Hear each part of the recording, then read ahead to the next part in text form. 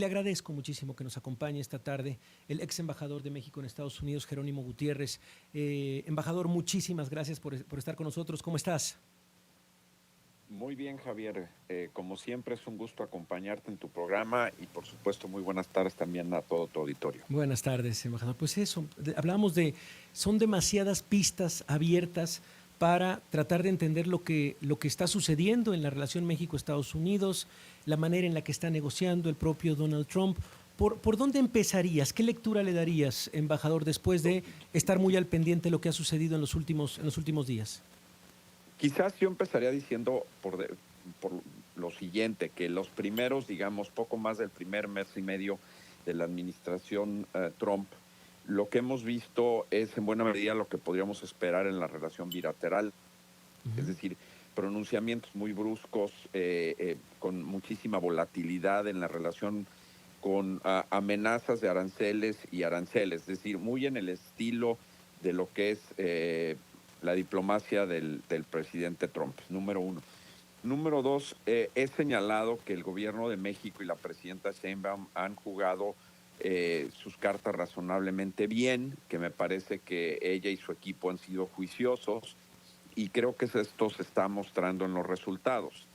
Número tres, yo lo que creo que es muy importante tener presente es que estos aranceles que estableció el presidente Donald Trump se derivan a Tariff is diferencia my de en favorite ocasiones word in the anteriores, dictionary. You know, incluso we lo que were ocurrió en the richest relatively 2016, 17 y from, 18, think of se this, from derivan de la ley 1870 to de 1913. poderes económicos de emergencia Sí. de los Estados Unidos. Y en virtud de eso es que están vinculados al tema, digamos, de seguridad y del fentanilo. Eh, Eso es importante porque mi impresión es que vamos a ver, como acaba de ocurrir hoy, de aquí de abril, discusiones en torno a esos aranceles en particular. Y la fecha de abril primero es importante porque a partir de esa fecha es cuando las agencias del gobierno de Estados Unidos tienen que reportar al presidente de los Estados Unidos sus conclusiones sobre la política comercial Okay. de la administración Trump.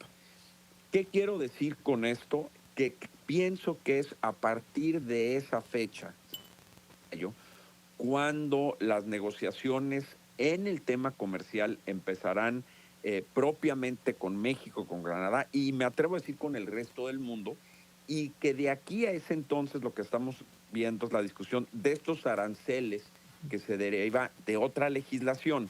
Entonces, por supuesto, es muy bueno el resultado, es muy bueno que no estén establecidos esos aranceles ahorita. Honor a quien honor merece, creo que se han manejado bien las cosas y creo que hay que estar muy pendientes a partir de abril, cuando propiamente las Okay. negociaciones comerciales inician. Muy interesante lo que nos dices. A ver, es otro panorama también lo que empieza en abril, digamos este mes que ha ganado también México y que también seguramente ha ganado Canadá, pero entonces dices, es en otro terreno también de que, bueno, que se va a hablar en abril, ya es un tema mucho más comercial, esto va ligado directamente con el tema de la seguridad.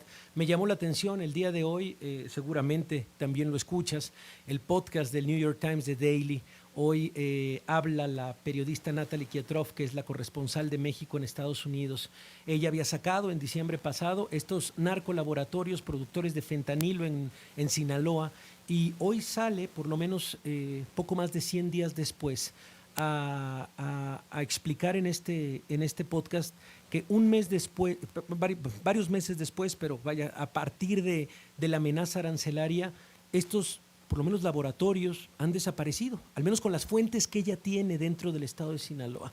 Entonces, vaya, van de la par. A mí me ha llamado mucho la atención, por supuesto, el cómo se ha ligado directamente con seguridad y también este pues doble discurso que no podemos perder de vista, que en realidad los avances en materia de seguridad han expuesto también la fallida estrategia del sexenio anterior. O sea, eso también no lo podemos obviar, embajador. Yo creo que buena parte de lo que estamos viendo de tensión ahora en la relación bilateral en lo que a seguridad y narcotráfico se respecta es producto de que en los años de la administración del presidente López Obrador pasaron dos cosas: la cooperación en materia de seguridad entre México y Estados Unidos se limitó mucho, hubo diferendos importantes, si bien no sé si fue resultado de una decisión expresa del presidente o de prejuicios, pero en general la cooperación se limitó claramente. Y eso estamos, en cierto sentido, las consecuencias de eso, viéndolo en esos momentos. Ese es un punto muy importante.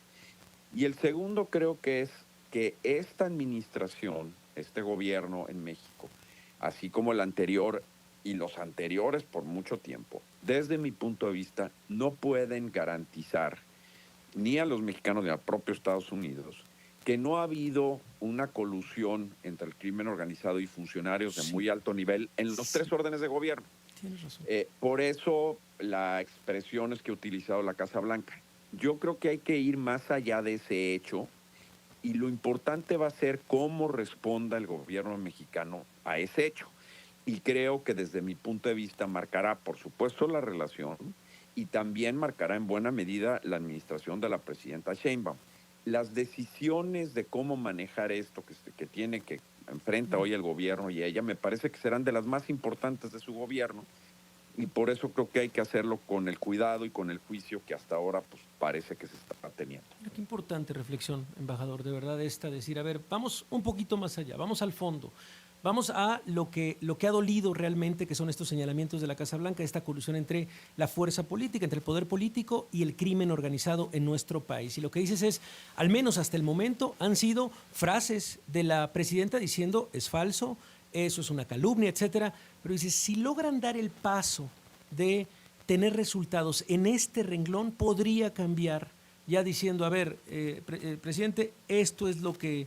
O sea, va a ser difícil, evidentemente, que lo acepten, pero dando golpes como este operativo Colmena, etcétera, en diferentes estados, podría hablarse efectivamente de reaccionar a esto. Qué interesante reflexión. Yo creo, sí, Javier, que es claro que se requiere un salto cualitativo en la cooperación México-Estados Unidos en materia de seguridad, sin duda, y parece ser que hay un trabajo y una determinación del gobierno en México de darlo, y esas cosas no se construyen de un día a otro en unas cuantas semanas, y creo que por eso es lo que estamos viendo tanta volatilidad, pero hasta donde yo entiendo, el gobierno de México ha expresado al gobierno de Estados Unidos que hay el interés de estrechar esa cooperación, y eso así ha sido reconocido, ¿no?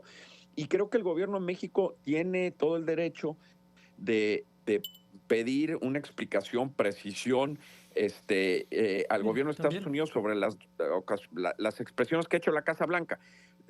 Digamos, eso me parece que es bien, pero lo más de fondo es, ante lo que comentaba un momento, que es estos contactos que ha habido, pues lo importante va a ser cómo se aborden esos problemas, es decir, siendo muy claros, esa colusión o esos contactos entre altos funcionarios y el gobierno se han dado, repito, en este gobierno, en estos años y en los anteriores, y lo que creo que va a ser más importante para la relación y para el propio país es cómo se aborda esa problemática, ¿no? Me parece, wow, es justo la lectura que necesitábamos, embajador. De verdad te agradecemos el estar estos minutos con nosotros, esta visión periférica, pero también esta visión de fondo. Gracias, embajador, por acompañarnos esta tarde. Con mucho gusto, Javier. Como siempre, muy buenas tardes a ti y al auditorio. Un abrazo, es el embajador Jerónimo Gutiérrez. Ahí está la claridad también de alguien que ve las diferentes pistas, política, económica, de seguridad, cómo se puede dar la relación bilateral, qué se puede exigir también a las diferentes partes. Bueno, ahí está el análisis. Nosotros vamos a ir a una pausa.